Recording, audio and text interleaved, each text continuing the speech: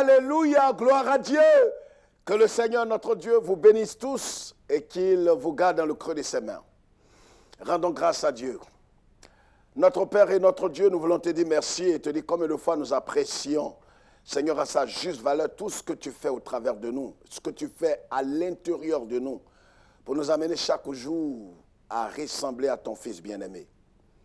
Merci Seigneur de nous briser. Merci Seigneur de nous façonner. Merci Seigneur notre Dieu de nous transformer de jour en jour. Aide-nous Seigneur, au nom de Jésus-Christ. Amen. Que notre Dieu vous bénisse et qu'il vous garde. En vérité, le Seigneur est avec nous. Il a dit qu'il est avec nous jusqu'à la fin du monde. Et nous sommes confiants. Nous ne sommes pas présomptueux, mais nous sommes confiants qu'il est avec nous. Luc chapitre 5. Luc chapitre 5.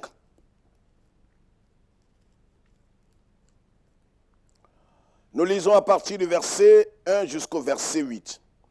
Comme Jésus se trouvait auprès du lac de Génézareth et que la foule se pressait autour de lui pour entendre la parole de Dieu, il vit au bord du lac 2 barques d'où les pêcheurs étaient descendus pour laver leurs filets. Il monta dans l'une de ces barques qui était à Simon. Il le pria de s'éloigner un peu de terre. Puis il s'assit et de la barque, il enseignait la foule. Lorsqu'il eut cessé de parler, il dit à Simon, avance en pleine eau et jetez vos filets pour pêcher. Simon lui répondit, maître, nous avons travaillé toute la nuit sans rien prendre, mais sur la parole, je jetterai le filet. L'ayant jeté, il prit une grande quantité de poissons et le filet se rompait. Il fit signe à leurs compagnons qui étaient dans l'autre barque de venir les aider. Et il vint et il remplit les 2 barques au point qu'elles enfonçaient. Quand il vit cela, Simon-Pierre tomba aux genoux de Jésus et dit, Seigneur, retire-toi de moi parce que je suis un homme pécheur. Car l'épouvante l'avait saisi, verset 9, lui et tous ceux qui étaient avec lui à cause de la pêche qu'ils avaient faite. Il en était de même de Jacques et de Jean, fils de Zébédée, les associés de Simon. Alors Jésus dit à Simon, ne crains point, désormais tu seras pêcheur d'hommes. Amen. Voilà ce qui est arrivé à Simon-Pierre et à plusieurs autres disciples, mais Simon-Pierre nous intéresse ici. La parole de Dieu déclare que le Seigneur Jésus, au bord du lac de Génézareth, il avait trouvé 2 barques vides. Et ceux qui avaient occupé ces barques étaient maintenant occupés à laver leurs filets parce qu'ils avaient pêché toute la nuit sans rien prendre. C'était des professionnels. Vous comprenez? Et il a emprunté l'une des barques et à travers cette barque, le Seigneur a annoncé la parole de Dieu. Et quand il a fini d'exercer le ministère, il a dit au propriétaire de la barque, qui était Simon-Pierre, donc il lui dit, avance en eau profonde, avance en pleine eau et jetez vos filets. Simon, qui est un professionnel, va dire au Seigneur Jésus-Christ, à notre Seigneur, Maître, nous avons travaillé toute la nuit sans rien prendre. Nous avons espéré avoir quelque chose sur ce lac de Génézareth. Nous avons travaillé ici, nous avons exercé notre métier, notre fonction de pêcheur, mais nous n'avons pas eu même un alevin, nous n'avons pas eu un seul poisson, maître. Nous avons travaillé ici.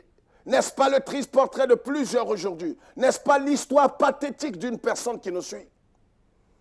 Tu as tout essayé dans ce monde, tu as tout essayé sans gain de cause. Tu as tout essayé. Mais vous savez, notre Dieu, c'est ce qu'il fait. Il sait ce qu'il fait, il sait ce qui est important. Il sait ce qui est le besoin initial. La Bible dit que Simon-Pierre a obéi et quand il a jeté le filet, alors il a attrapé beaucoup de poissons, une grande quantité de poissons, au point où son filet se rompait. Il a fait signe à ses compagnons, ils sont venus. Et après tout cela, la Bible dit, ce qui va nous ici nous surprendre, c'est qu'au verset 8, la Bible dit que Simon, Pierre, tomba aux genoux de Jésus. Simon Pierre est venu se mettre en genoux sans qu'on ne lui dise, sans qu'on ne lui demande quoi que ce soit, sans qu'on ne le contraigne. Il est venu se jeter en genoux. Et il a dit, Maître, retire-toi de moi parce que je suis un pécheur, tu vois. Je ne suis pas digne d'être avec toi. Je ne savais pas que tu avais ce pouvoir illimité. Je ne savais pas que tu étais le maître de la nature. Je vois en toi la divinité. Je vois en toi le ciel. Je vois en toi Dieu Tout-Puissant.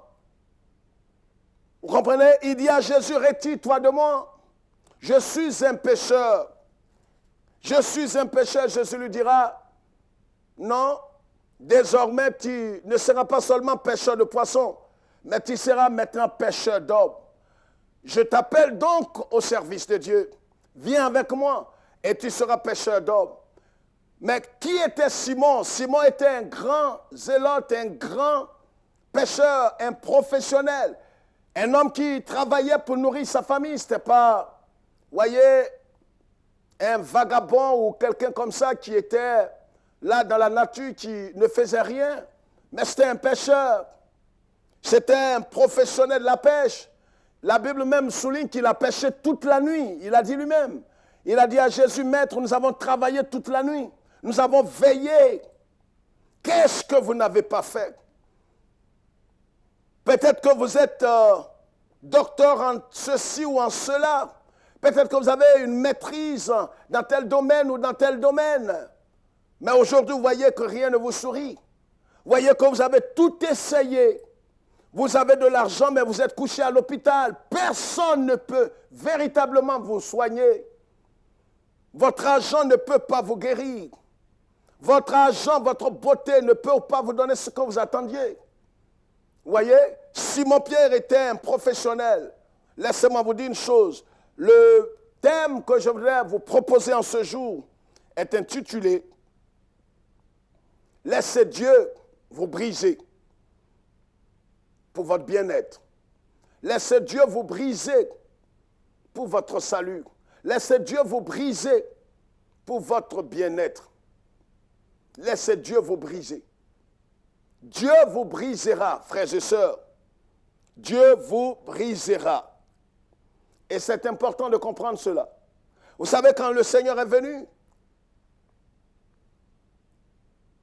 avec Pierre ici, il va amener Pierre à comprendre qu'en vérité, sa capacité, son pouvoir, son talent, son professionnalisme, ces choses que l'homme apprécie à sa juste valeur, que l'homme raffole, mais ces choses-là, devant Dieu, n'ont pas de valeur. Dieu brisera ces choses dans votre vie. Certains, c'est pourquoi Jésus a dit en Luc chapitre 9, si quelqu'un veut venir après moi, qu'il renonce d'abord à lui-même, qu'il se charge de sa croix et qu'il me suive. Vous voyez, beaucoup ne sont pas prêts à suivre Jésus parce qu'ils ne sont pas prêts à être brisés. Laissez Dieu vous briser pour votre bien-être. Dieu vous brisera pour votre bien-être. Vous allez venir aujourd'hui, pourquoi l'église est remplie de hautains, d'imbus, d'orgueilleux, de fanfarons. Moi, je suis un tel, voici ma place dans l'église. Et des gens ont des places réservées. Parce que c'est une personnalité du pays. Parce que c'est une autorité, rien contre cela. Mais vous ne pouvez pas avoir une place réservée. Qui êtes-vous? Vous comprenez? Si nous décidons de suivre le Christ, si réellement nous voulons marcher avec Jésus et marcher dans les pas du Seigneur, nous devons accepter d'être brisés. C'est le principe de notre Seigneur. On ne peut pas suivre le Seigneur si on n'accepte pas d'être brisé. Bien-aimés frères et sœurs, laissez Christ vous briser pour votre bien-être.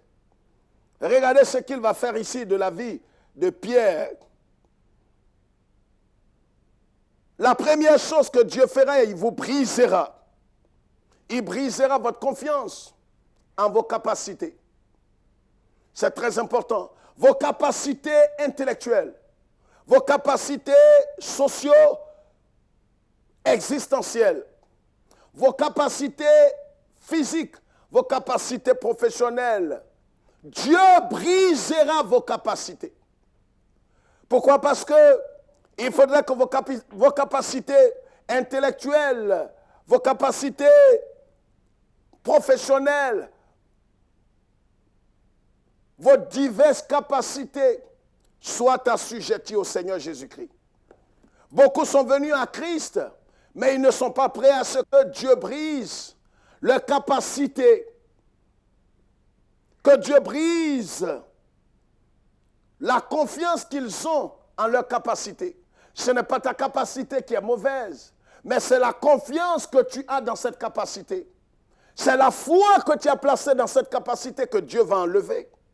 Voyez Pierre ici, dans ce passage que nous avons lu, Pierre avait une confiance dans sa capacité professionnelle.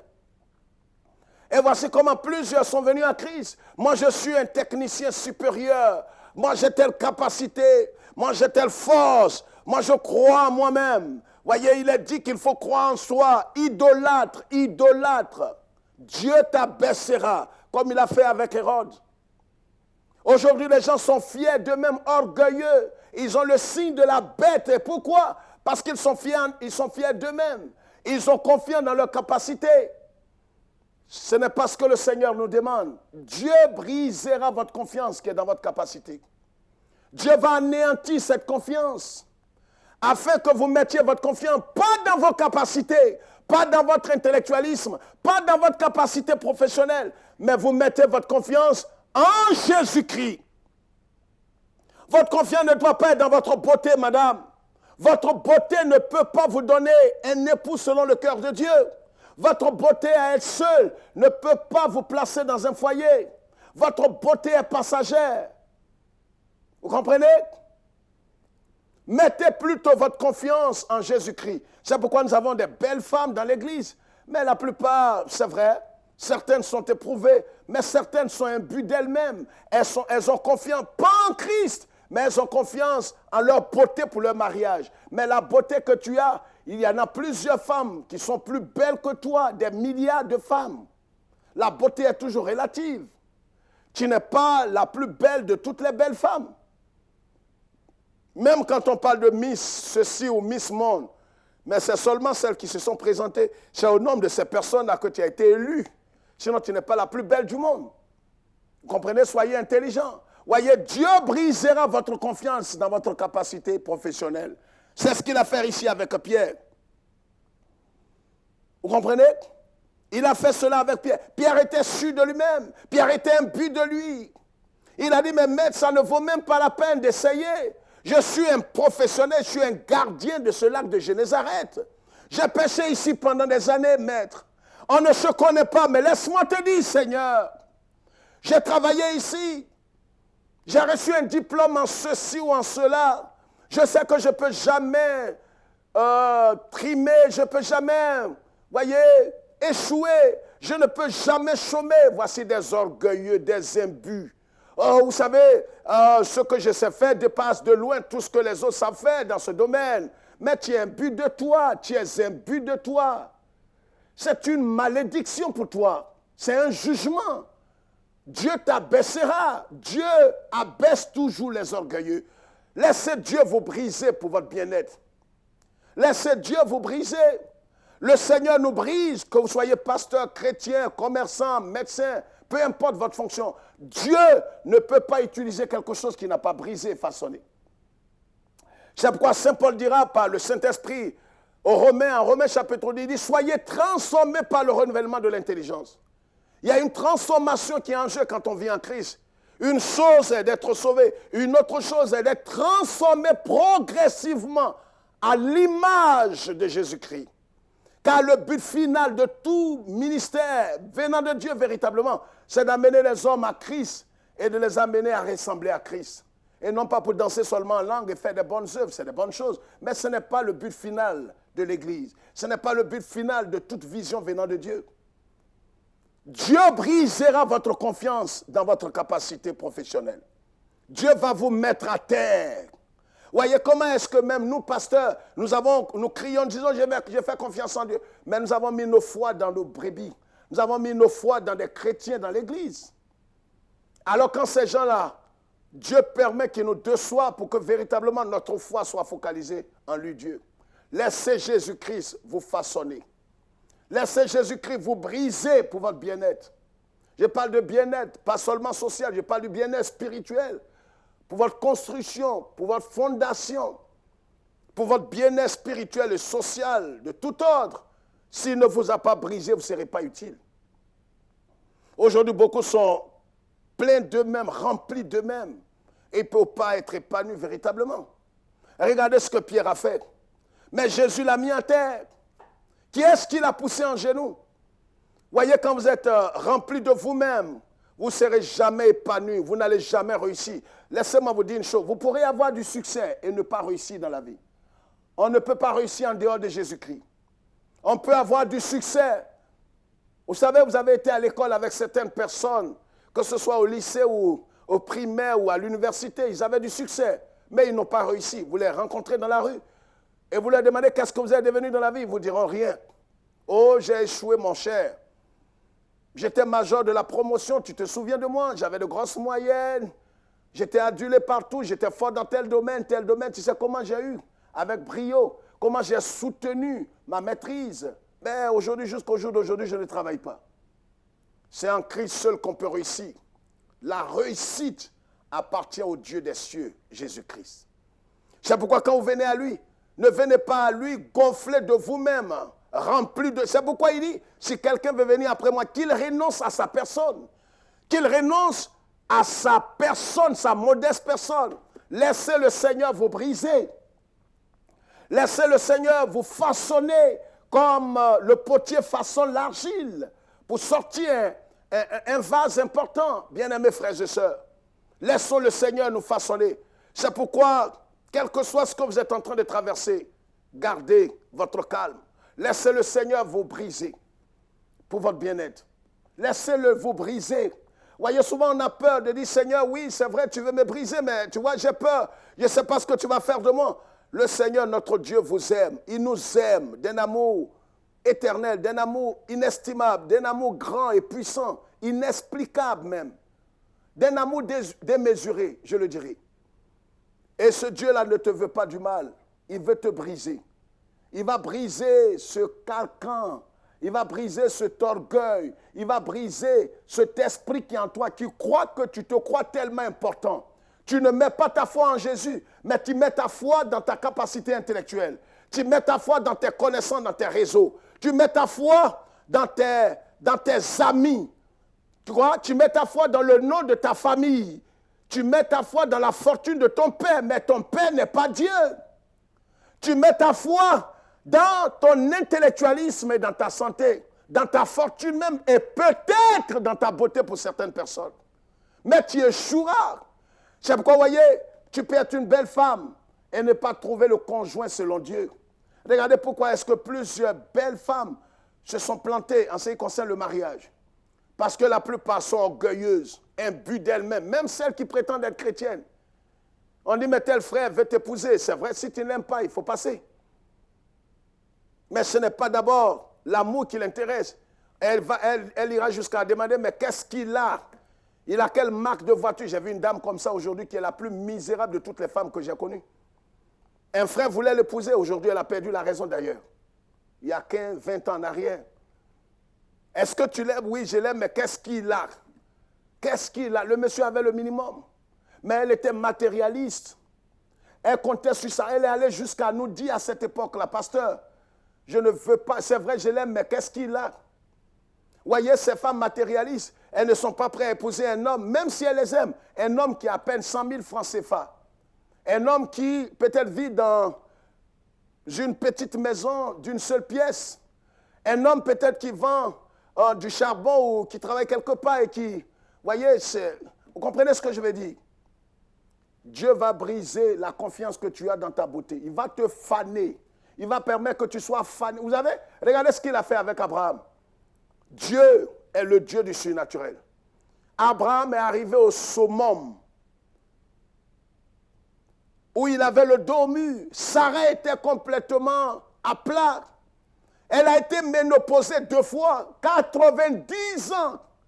Le Dieu de toutes les impossibilités. Dieu brisera votre capacité, il brisera votre confiance en vos capacités. Il brisera la confiance que vous avez dans vos talents de commerçant, dans vos talents de chanteur, dans vos talents d'artiste. Il va briser la confiance que tu as dans tes talents de technicien, de commerçant, de pasteur, de peintre. Dieu, c'est la confiance que tu mets. Vous voyez, la confiance doit être orientée en Jésus et non dans tes talents. Vous comprenez ce que je veux dire? Pierre, ici, dans cette histoire, il avait confiance dans sa capacité de pêcheur professionnel. On ne te dit pas de ne pas te réjouir, mais de là à mettre toute ta confiance dans ta capacité, à mettre toute ta confiance dans ton talent, à mettre ta confiance dans ton savoir, dans ton diplôme, dans tes capacités, Dieu. Voyez, c'est cela. Regardez le jeune homme riche pour terminer. Il avait confiance dans sa fortune. Et c'est pourquoi il n'a pas pu suivre Jésus. La Bible dit Jésus le regarda, il l'aima, mais Jésus ne pouvait rien faire pour lui. Si vous mettez votre confiance dans votre talent, dans votre beauté, dans votre intelligence, dans votre capacité, dans votre professionnalisme, vous êtes des idolâtres, des sorciers. Jésus ne pourra rien faire pour vous. Et c'est pourquoi beaucoup sont dans l'église aujourd'hui. Ils ont confiance, ils sont tellement fiers d'eux-mêmes. Ils ne sont pas prêts à renoncer à eux-mêmes. Demandez à des frères aujourd'hui, ils ont entendu tellement de sons discordants dans l'église. Nous sommes des princes. C'est pas normal, c'est pas normal, c'est pas normal que des princes marchent et des esclaves sont sur des chevaux. On ne sait même pas si tu t'entends parler toi-même. Est-ce que tu as toutes tes facultés en place? Tu es intelligent? Ces esclaves qui sont sur des chevaux, ils sont dans leur royaume. Jésus dit, ce royaume, mon royaume n'est pas de ce monde. Mais nous ne voulons pas accepter cela parce que nous avons été nourris à l'évangile maçonnique, l'évangile de prospérité. Vous comprenez? Alors demandez à un chrétien né de nouveau de venir commencer par des petits métiers, à vendre ceci, à serrer des chaussures, à vendre peut-être à la crier quelque chose. Il n'acceptera pas parce qu'il est prince. Il n'acceptera pas parce qu'on lui a dit que tu es un prince, tu es une princesse, et une princesse ne vend pas dans une boutique. Une princesse doit prendre la place de sa patronne. Une princesse doit être la fiancée du prince de Qatar ou de ceci ou de cela. Mais tu es déchu. Voici pourquoi beaucoup de sœurs sont tombées sur des mystiques. Des frères qui montaient bonne impression sont tombés sur des sœurs Jézabel. Voyez, Dieu brisera la confiance que vous avez placée en vos capacités. Il a fait pour Pierre. Pierre est tombé en genoux. Pierre a reconnu qu'en vérité, c'est vrai, il est professionnel. Mais il ne doit pas mettre sa confiance dans son professionnalisme. Gardons tous la foi. Et ne mettons pas notre confiance en nous-mêmes, ni dans notre foi, mais mettons notre confiance dans l'objet de notre foi, la personne de Jésus-Christ. N'aie pas confiance dans tes capacités, mais aie confiance en Jésus. Jésus te brisera et il brisera la confiance que tu as placée dans ces choses. Ta confiance ne doit pas être dans une chose, mais dans une personne, la personne de Jésus. Ressaisis-toi avant qu'il ne soit trop tard. Que Dieu nous bénisse et qu'il nous garde, qu'il nous donne l'intelligence qui illumine notre esprit à connaître la vérité. Car vous connaîtrez la vérité et la vérité vous rendra libre. Demeurez bénis et souvenez-vous d'Israël et de Jérusalem. Shalom.